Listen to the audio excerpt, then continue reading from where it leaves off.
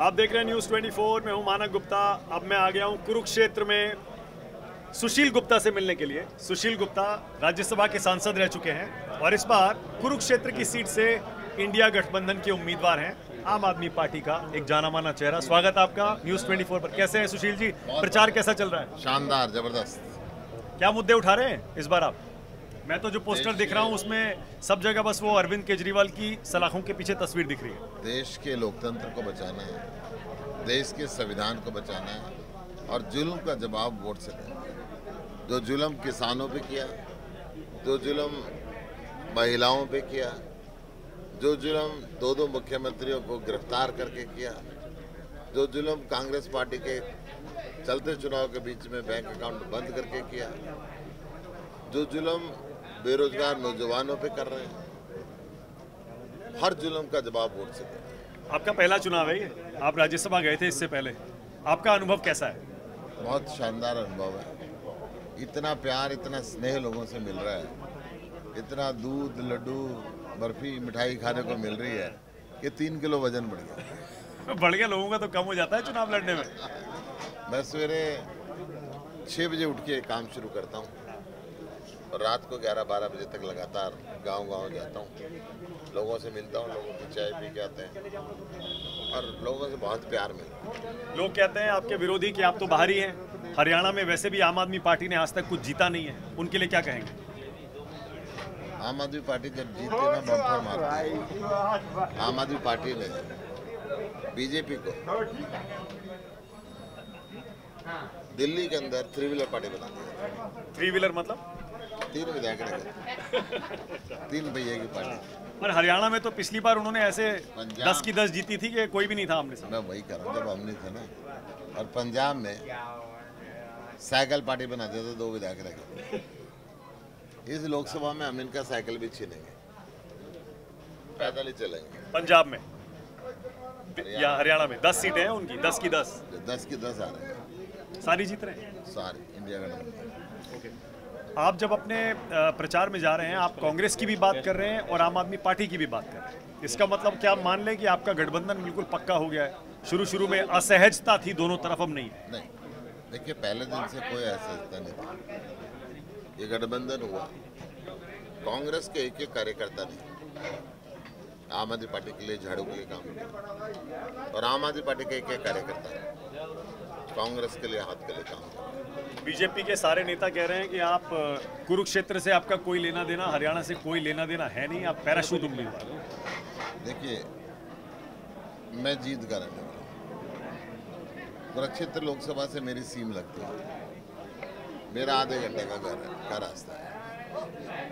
BJP का उम्मीदवार हिसार का रहने वाला है, लोकदल का उम्मीदवार सिरसा का रहने वाला है। मतलब वो बारी है सर, वो बारी है। मैं तो यहाँ पे संस्थाओं से जुड़ा हुआ हूँ। सरोवर के तट पे 18 मंजिल का जो ज्ञान मंदिर बन रहा है, मैं उसका चेयरमैन हूँ।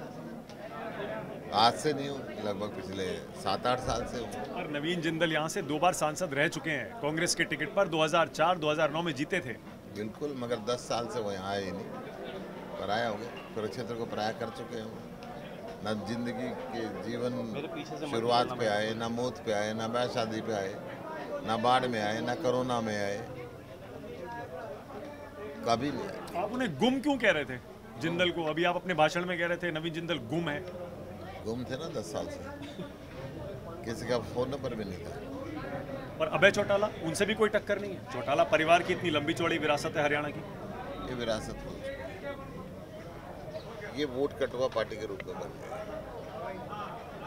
ये बीजेपी के एक बी टीम बन गई है। पूरा हरियाणा समझता है कि इनको वोट देने का मतलब सीधा बीजेपी को वोट देना। पर वो तो लड़ते आए हैं इस सीट से, कुरुक्षेत्र से ही अभय चौटाला, और हमेशा हारते आए और वोट भी लेते हैं बहुत कम, बहुत कम। आप ये समझिए, 20 लाख वोट है, 50,000 से ऊपर वोट नहीं लेते हैं। लेकिन बीजेपी के पास इस बार नायब सिंह सैनी है, ओबीसी, जो कि यहाँ के सिटिंग एमपी भी हैं। उनके फिर टक्कर कैसी होगी? वो भी गायब सिंह है। अच्छा, नायब सिंह को आप गायब सिंह कह रहे हैं? हाँ, पक्का।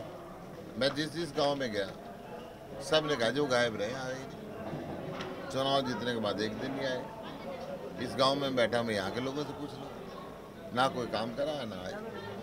उनके पास मनोहर लाल खट्टर भी हैं, फॉर्मर सीएम, पूर्व मुख्यमंत्री, इससे पहले वाले मुख्यमंत्री, और अब एक नवीन जिंदल। उनकी नाकामी के कारण बीजेपी ने उनको खुद हटा दिया और स्वीकार कर लिया कि फेल थे। जहाँ तक नए बनाए नायब सिंह, वो अपनी धर्मपत्नी को उन्होंने सांसद रहते हुए जिला पार्षद का चुनाव लड़वाया और चौथे नंबर पे आई।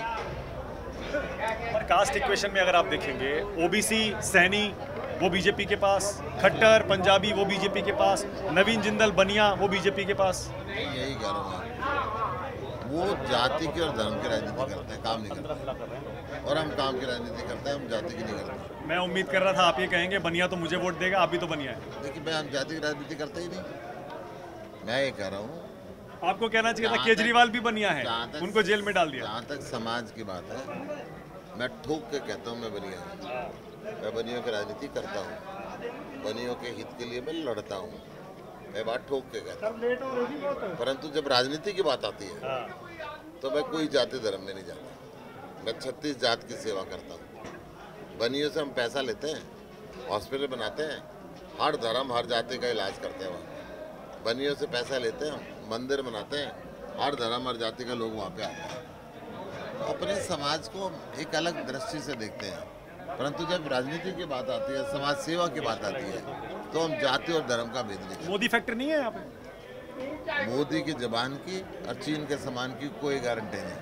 हरियाणा के लोग ये कहते हैं। मतलब आप कह रहे हैं इस बार इस सीट पर कम से कम केजरीवाल फैक्टर चलेगा?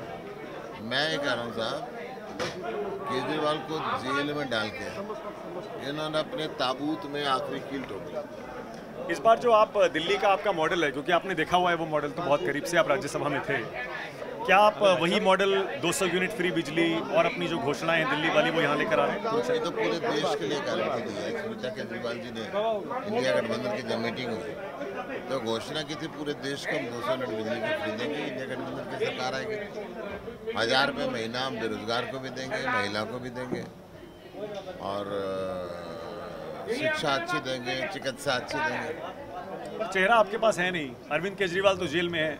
क्या आपको लगता है इसका आपको नुकसान नहीं होगा? अगर वो होते, प्रचार कर रहे होते तो अलग बात होती। अरविंद केजरीवाल का शरीर कैद में है, उनकी सोच कैद में नहीं है।